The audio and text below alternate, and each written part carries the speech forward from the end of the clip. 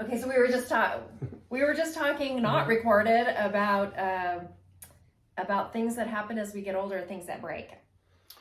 A lot of people are getting replacement parts, whether it's a shoulder replacement, knee replacement, hip replacement. And by adding CBD and CBG after you have those replacements is very beneficial. Example, when you have your knee replaced, what these people are doing is they're adding the topical creams above their thighs and above their knee and below their knee to keep the inflammation out.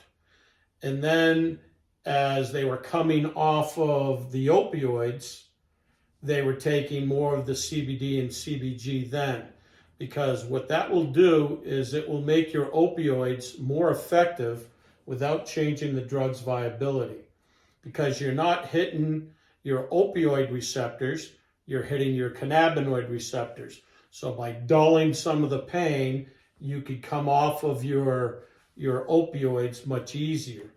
And by taking the CBG, a lot of these people are having major stomach issues after surgery and then being on these opioids and getting constipated. Stops you up, yep. And anything that will inflame your stomach, spicy foods or digestive issues, the CBG is great for, because it will take that inflammation out of your stomach.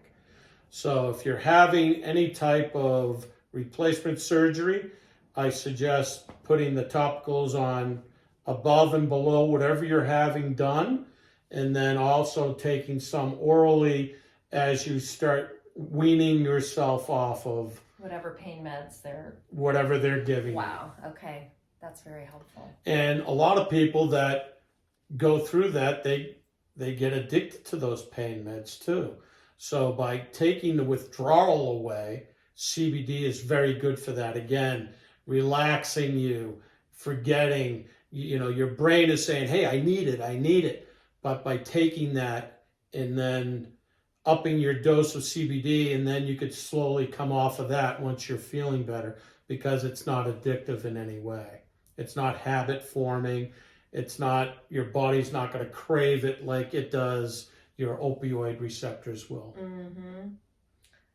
Well, that's a use in and of itself that I hadn't really, obviously I thought about like people who get surgery or who are in pain, who have inflammation, but just to really like use that as part of your treatment plan and not take, so I know so many people now, especially clients of mine, they don't want to use pharmaceuticals if they can help it. There are times you have to, but if there's a way that you can minimize that, because usually there are side effects that are not beneficial to our system, whereas it seems to me, correct me if I'm wrong, like cannabinoids are like universally beneficial. Like there is no downside besides spending money. Yeah, there's no downside. And let's face it, the opioids have a place. Absolutely. And, Right. you need them to get over the tremendous pain you're in, but at some point you need to come off of those. And by taking this, you're weaning yourself off and not being in so much pain. And if you think of it like this, I'm taking a high dose and a low dose, and you're just bringing them back to the other way around. And then you could come off of CBD.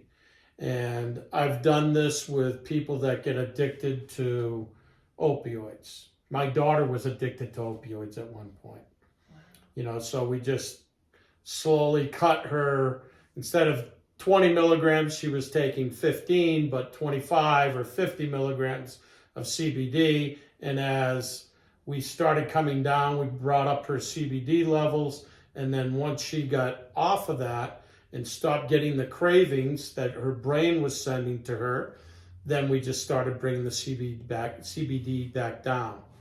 And, and she takes it as needed now, which she doesn't need it very often now because she's still young and she doesn't have the problems anymore. And her body is like back to homeostasis. Exactly.